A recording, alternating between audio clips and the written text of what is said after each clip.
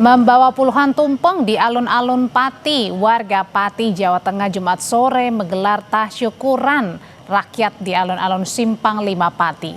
Mereka bersyukur atas ditetapkannya Bupati Sudewo sebagai tersangka oleh KPK.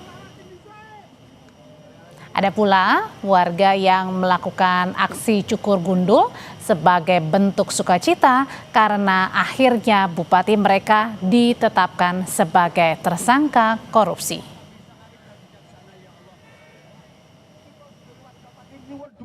Harapannya ke depan Pati lebih baik dikelola oleh pemerintahan yang benar, yang tidak ngawur, yang peduli terhadap rakyat dan tidak sombong.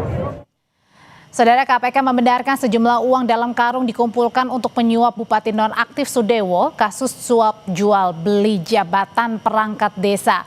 KPK juga membongkar borok kasus korupsi di Pati yang menyeret nama Bupati nonaktif Sudewo sebagai tersangka.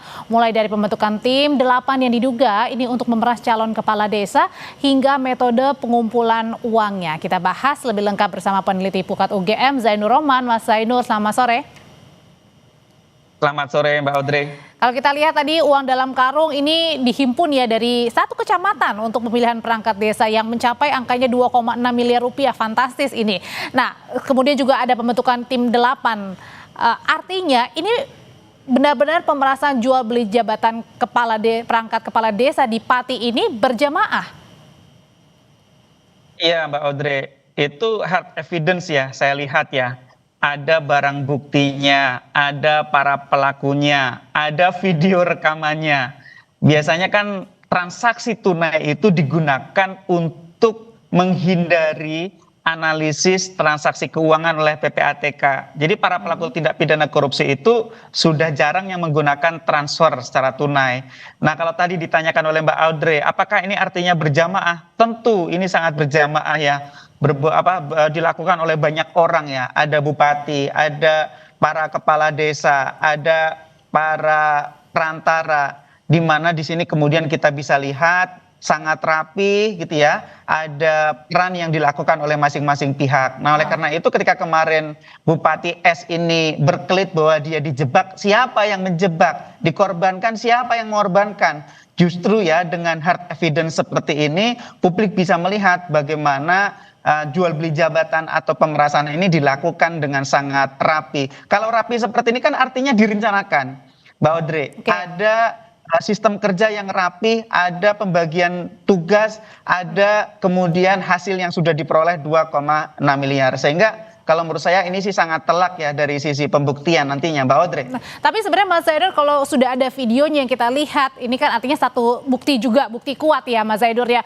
Kalau kita menduga-duga sebenarnya apa sih motif dari Bupati Pati nonaktif Sudewo bersama rekan-rekannya ini melakukan pemerasan? Kalau kita lihat di laporan harta kekayaan, jumlah harta kekayaannya Bupati Pati nonaktif ini juga besar. Apa sebenarnya, hanya memang murni untuk uang atau jangan-jangan ada motif lainnya?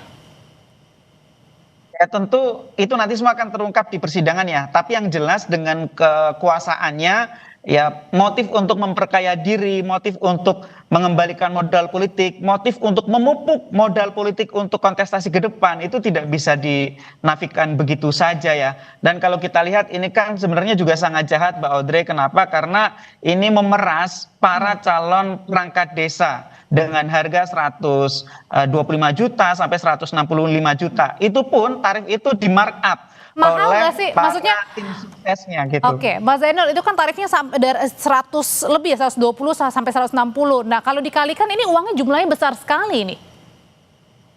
Betul, dengan jumlah uang yang sangat besar itu untuk apa pertanyaannya gitu kan? Ya tentu yang pertama saya lihat ya motif paling kuat adalah motif ekonomi gitu ya. Memperkaya diri, mengembalikan modal politik, memupuk modal politik ke depan, juga memperkuat kekuasaannya di daerah ya sampai di level desa.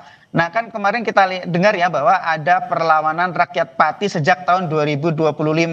Tentu dengan perlawanan yang kuat seperti itu, Bupati ingin memperkuat diri juga dengan mengorganisir para pendukungnya, dan dengan mengorganisir para pendukungnya itu juga membutuhkan logistik. Nah, yang paling bahaya Mbak Audrey, kalau perkara ini tidak terungkap oleh KPK, bisa dibayangkan ya, satu calon perangkat desa setor 125 sampai 225 juta. Oke. Kemudian pertanyaannya, dengan cara apa para perangkat desa itu nanti akan mengembalikan modal ketika mereka ikut seleksi ini, Mbak Audrey? Caranya akan dengan melakukan korupsi juga, entah itu sekretaris desa, kepala urusan, atau kepala dukuh, kepala dusun. Mereka akan korupsi berjamaah di desa gitu ya. Sehingga kita sangat bersyukur ketika KPK melakukan tangkap tangan, setidak-tidaknya ini bisa menjadi pencegah terjadinya korupsi berjamaah secara massal di Pati ke depan gitu, Mbak Audrey. Artinya juga yang tadi perangkat desanya pun ini juga jangan-jangan sudah terbiasa dengan melakukan pengumpulan uang seperti ini ya untuk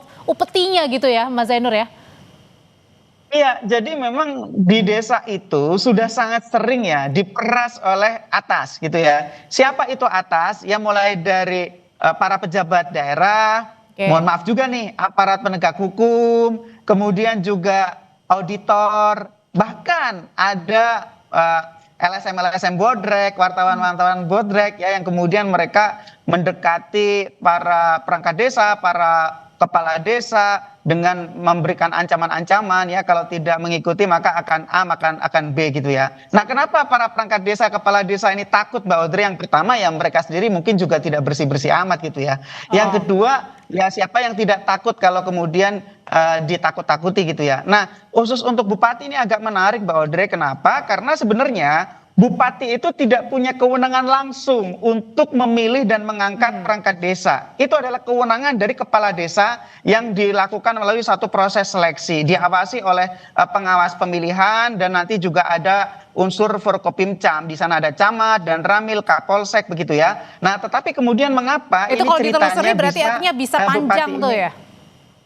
Betul. Kenapa ini bisa bupatinya mengumpulkan uang sedemikian banyak, Mbak Audrey? Ada dua menurut saya. Yang pertama, karena bupati punya kewenangan untuk memberikan izin rencana pengisian perangkat desa yang kosong. Jadi kepala desa ketika mau adakan seleksi harus izin bupati dulu. Nah, yang tidak bayar kemungkinan akan dipersulit. Atau yang kedua, Mbak Audrey, memang orang-orangnya bupati ini mencengkeram desa dengan sangat kuat melalui para kepala desanya, melalui tim suksesnya, sehingga nantinya bagi yang tidak setor itu tidak akan diloloskan di dalam seleksi. Maupun meskipun, Mbak Audrey, seleksi itu kan harusnya independen gitu ya. Nah, oleh karena itu pertanyaan selanjutnya adalah apakah memang cuman berhenti kepada bupatinya saja yang meminta upeti untuk kasus pemerasan jual beli perangkat desa ini, atau jangan-jangan justru ada motif lain yang kemudian harus diselidiki lebih dalam oleh KPK? Harus diselidiki, Mbak Audrey. Jadi semua pihak yang terlibat itu harus diungkap ya, mulai dari siapa yang terlibat di dalam upaya untuk mengumpulkan uang, kemudian uangnya sudah mengalir kemana saja, itu kan bisa ditelisik, Mbak Audrey ya, dengan membongkar transaksi keuangan mereka, membongkar komunikasi digital mereka, memeriksa mereka para tersangka, memeriksa para saksi. Saya pikir semuanya bisa dipetakan dengan lengkap oleh KPK. Tujuannya apa? Agar rakyat Pati bisa mengetahui dengan utuh bagaimana korupsi ini dilangsungkan di Pati dan agar ada perbaikan ke depan. Ini jangan-jangan juga selain Kecamatan Jaken juga ada kecamatan-kecamatan lain, Mbak Audrey. Oke, tapi tadi muaranya yang salah satu bisa dilakukan adalah dengan menelisik dari aliran dananya untuk mengetahui ke siapa-siapa saja. Terima kasih Mas Zainur Rohman sudah berbagi pandangan di Kompas Petang.